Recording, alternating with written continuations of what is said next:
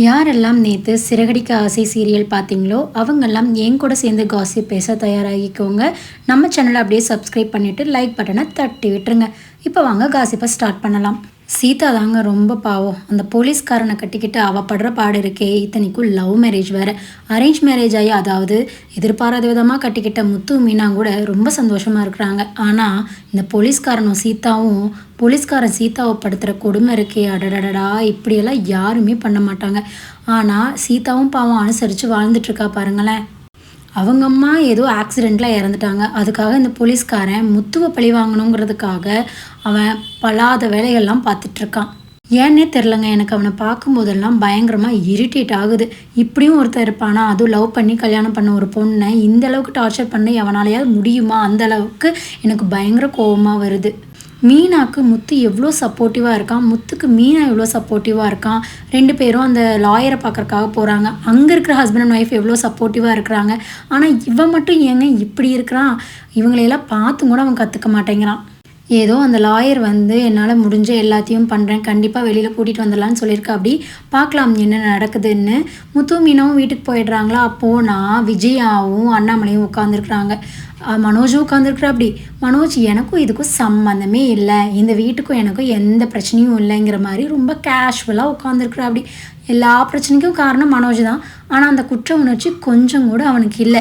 அவனுக்கு என்ன வந்ததுங்கிற மாதிரி அசால்ட்டாக உட்காந்துருக்குறான். இதெல்லாம் விஜயா கொடுக்குற இடம். ஆனாலும் மூத்த பையன் இந்த அளவுக்கா செல்லம் கொடுப்பாங்க? கன்னத்தில் 4 போட்டு வளர்த்து இருந்தால் தெரிஞ்சிருக்கும். இவன் எப்போ பாரு மனோஜ் மனோஜ் மனோஜ்னு மனோஜ் மட்டுமே தலையில் தூக்கி வச்சுட்டு அவன் மட்டும்தான் என்னமோ இவளோட குழந்த மாதிரி, மீதி இருக்கிறவங்களையெல்லாம் எங்கேயும் குப்பை தொட்டிலேருந்து எடுத்துகிட்டு வந்த மாதிரியே விஜயா நடந்துக்கிட்டு இருக்கிற. அப்படிங்க இதில் வேற புது பிரச்சனை. ரவி வந்து முத்துவை சந்தேகப்பட்டு முத்துவை என்னென்னமோ பேசி அப்புறம் பார்த்தா நீத்துவோட ரெஸ்டாரண்ட்டுக்கு முத்துக்கும் சம்மந்தமே இல்லைன்னு தெரிய வந்து அப்புறம் ஸ்ருதியோட அப்பா அம்மா கிட்ட போய் சண்டை கட்டி பெரிய கூத்தாகி போச்சுங்க. இதெல்லாம் தேவையில்லாது தான். ஆனால் இருந்தாலும் ரவியோட செயல் வந்து எனக்கு ஓகே தாங்க. என்னதான் சம்மந்தியாக இருந்தாலும் ஒரு லிமிட்டுக்கு மேலே க்ராஸ் பண்ணக்கூடாது. பொண்ணு கல்யாணம் பண்ணியிருக்கோம் தான், அதுக்காக அது வந்து அவங்க ஃபேமிலி மேட்ரு. நம்ம வீட்டிலலாம் என்ன நடக்கும், அப்படியே ஒரு வேளை பிரச்சனை பஞ்சாயத்துனாலும் பிள்ளையும் மாப்பிள்ளையும் உட்கார வச்சு பேசுவாங்க. இவங்க என்னடானா டேரெக்டாக போய் நீத்துவோட ரெஸ்டாரண்ட்டே அடிச்சு நொறுக்கி, நீத்து பண்ணுறது தப்பு தான் இல்லைன்னு சொல்லலை, அதுக்காக அவங்க போய் பண்ணக்கூடாதுல்ல. அப்படி பண்ணுறவங்க சொல்லிட்டு பண்ணணும், இல்லை நான் தான் பண்ணணும்னு சொல்லணும். தேவையில்லாமல் மிஸ் அண்டர்ஸ்டாண்டிங் ஆகி ரவியும் முத்துவை தப்பாக நினச்சி இதெல்லாம் தேவையாங்க? அப்புறம் ரவியையும் சும்மா சொல்லக்கூடாது. எதுக்கு எடுத்தாலும் எல்லாரும் முத்துவை தான் குறை சொல்கிறாங்க. ஏதாவது ஒரு பிரச்சனையாக அடிதடியாக அப்போ முத்து தான் பண்ணியிருப்பான். இது என்ன முத்துன்னா ரவுடினே பச்சை குத்திட்டாங்களா என்னன்னு தெரியல. விஜயா மனோஜ் தான் அப்படி பேசுகிறாங்கன்னா ரவி வந்து முத்துவை நல்லா புரிஞ்சுக்கிட்டவன். அவனே முத்துவை எதிர்த்து பேசி ஒரு மாதிரி இரிட்டேட் பண்ணும்போது தான் நம்மளுக்கு கடுப்பாகுது. என்னடா எல்லாரும் முத்து மீனாவே நோண்டிகிட்டு இருக்கிறீங்க, அவங்க 2 பேரும் என்னடா பண்ணாங்க?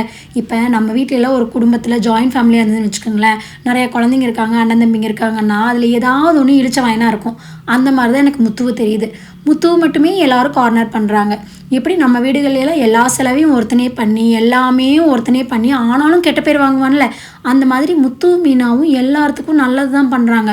ஆனால் விஜயா அவங்கள ஏதாவது ஒன்று சொல்லிகிட்டே தான் இருக்கிறா. அப்படி இதில் வேற எல்லாரும் கஷ்டப்படுறாங்களாம், மீனா மட்டும்தான் சந்தோஷமாக இருக்கிறாங்களாம். அது பொறுக்கல விஜயாவுக்கு. மீனாங்கிறது யார்? அவளோட மருமக தானே, முத்து அவளோட பையன் தானே. என்னவோ இருக்கட்டுங்க, 1000 நடந்திருக்கட்டுமே. இப்போ முத்துவை வந்து அவள் தானே பெத்தா. இப்போ நம்மள ஒரு குழந்தை இருக்குதுன்னு வச்சுக்கோங்களேன், நம்ம பெத்த குழந்தை ஒரு கண்ணுக்கு வெண்ணையும் இன்னொரு கண்ணுக்கு சுண்ணாம்பும் வைப்போமா? கண்டிப்பாக மாட்டோம். ஒரு விதத்தில் இல்லைனாலும் இன்னொரு விதத்தில் அது எப்படியாவது ஏற்றி விட தான் பார்ப்போம். நானும் சீரியல் ஆரம்பித்த நாள்லேருந்து பார்க்குறேன், முத்துக்கிட்ட பாசமாக இவ பேசி நான் பார்த்ததே இல்லைங்க. இருந்தாலும் முத்து விஜயாவை விட்டு கொடுத்ததே கிடையாது. அண்ணாமலையும் இருந்துக்கிட்டு விஜயா நீ தயவு செஞ்சு கொஞ்சம் நேரம் அமைதியாருன்னு மிரட்டுறாங்க. அண்ணாமலைக்கு ரொம்பவே பொறுமை ஜாஸ்திங்க. விஜயா பண்ணதுக்கெல்லாம் வேறு யாராவது இருந்திருந்தா கண்ணும் பழுத்து முதல்ல வீட்டை விட்டு வெளியில் போன்றிருப்பாங்க. ஆனால் அண்ணாமலை இன்னும் கேஷுவலாக பேசுகிறது ரொம்பவே பொறுமைசாலின்னு தான் நான் சொல்லுவேன். இந்த பொறுமை யாருக்குமே இருக்க மாட்டாங்கங்க. இதுக்கிடையில் ரோஹிணி வேற ஃபோன் பண்ணி மனோஜ்கிட்ட ஐயோ டயலாகாது, இன்றைக்கி காலமான காலத்தில் இதெல்லாம் தேவையாங்கிற மாதிரி எனக்கு இருந்துச்சுங்க. அதாவது காலமான காலம்னு இல்லை, எப்போ இருந்தாலும் ஹஸ்பண்ட் அண்ட் ஒய்ஃப்குள்ளே ஒரு ரொமான்டிக் ஒரு பேச்சுவார்த்தை இருக்கும் தான், நான் அது தப்பு சொல்லலை. அதுக்காக எல்லா தப்பையும் பண்ணிவிட்டு இல்லாத கேப் மாதிரித்தனமெல்லாம் பண்ணிவிட்டு அது எப்படி அவங்ககிட்ட ஃபோன் பண்ணி பேச தோணுது? அதையும் இந்த பேக்கு நம்பிட்டு இருக்குது. இது படித்த முட்டாளுங்க மனோஜ். இவ்வளோ தூரம் படிச்சிருக்கானையும் ஒரு வெளி உலக அறிவோ இல்லை யார் நம்மளை ஏமாத்துறாங்க, யார் நம்மளுக்கு நல்லது பண்ணுறாங்க எதையும் தெரிஞ்சுக்கிறது இல்லை. சும்மா போனா போக்கில் நீ பேசுறியா நீ ஓகே, நீ பேசுறியா நீ ஓகே. யார் அவனுக்கு அந்த நிமிஷத்துக்கு சப்போர்ட் பண்ணுறாங்களோ அவங்க தான் நல்லவங்க அவனை பொறுத்த வரைக்கும். இந்த குழந்தைங்க சாக்லேட் யார் வாங்கி தராங்களோ அவங்க தான் நல்லவங்க, சாக்லேட் வாங்கி தராதவங்களும் கெட்டவங்கம்பாங்கல்ல, அந்த மாதிரிங்க. இவன் மனோஜ் பண்ணுறது பார்த்தா எனக்கு குழந்தைத்தனமாக தான் தெரியுது. ஆனால் ஒவ்வொரு நேரம் வெறி ஆகுதுங்க. இப்படி ஒரு மனுஷன் இருப்பானா, அதுவும் இத்தனை எருமை மாடு வயசாகி கேனத்தனமாக ஒரு பொழப்பத்தனம் நடத்துவானா அப்படிங்கிற மாதிரி தாங்க இருந்துச்சு. விஜயா கொடுக்குற இடங்க இதெல்லாம். விஜயாலாம் முத்து நல்ல வேலை பாட்டிக்கிட்ட வளர்ந்தான். விஜயா கிட்ட வளர்ந்துருந்தான் சத்தியமாக மனோஜ் மாதிரி கேனையனாக தான் இருந்திருப்பான். ஏதோ பாட்டிக்கிட்ட வளரங்காட்டி வெளி உலக அனுபவம், கிராமத்தில் வாழ்ந்தங்காட்டி அந்த சூதுவாதெல்லாம் தெரிஞ்சு வாழ்ந்துருக்குறானுங்க. அதே மனோஜ் இருக்கிறான் பாருங்க, அடடடடா எனக்கு அவனை பார்த்தாலே நீ எல்லாம் எதுக்குடா படித்த அப்படிங்கிற மாதிரி தாங்க ஃபீல் ஆச்சு. ஆனால் மீனா சொல்லக்கூடாதுங்க. சும்மா ஒரு மருமகன்னா எவ்வளோ தூரம் இழுத்து போட்டு எந்த ஒரு பாகுபாடும் இல்லாமல் அவங்களுக்கே நான் செய்யணும் அப்படிங்கிற ஒரு பாகுபாடு இல்லாமல் எவ்வளோ தூரம் செய்கிறா அப்படிங்க. இதெல்லாம் ரொம்ப பெரிய விஷயம். மனோஜ் இழந்த பணத்துக்கு இவ தாலி கொடியெல்லாம் வச்சு பணத்தை கட்டி, இதெல்லாம் எனக்கு எப்படி இருக்குதுன்னா, இதெல்லாம் ரியல் லைஃப்பில் நடக்குமா இல்லை சீரியலில் மட்டும்தான் நடக்குமாங்கிற மாதிரி இருக்குது. ஆனால் நடக்குதுங்க, பல வீடுகளில் நிஜமாலுமே நடக்குதுங்க. இடிச்சவன் ஒருத்தன் கண்டிப்பாக இருப்பான், அவன் தான் எல்லா செலவையும் பார்த்துக்கிறான். அதே சம்பாதிச்சு சேர்த்தி வைக்கணுன்ற ஒரு வேக்கானக்காரனும் இருக்கிறான். அவன் என்ன பண்ணுவான்னா சேர்த்தி வைக்கிறது மட்டுமே குறிக்கோளாக எடுத்துக்குவான். நம்மளுக்கோ அந்த கடனுக்கோ இல்லை அப்பா அம்மாக்கோ எந்த சம்மந்தமும் இல்லைங்கிற மாதிரி நடந்துக்குவான்.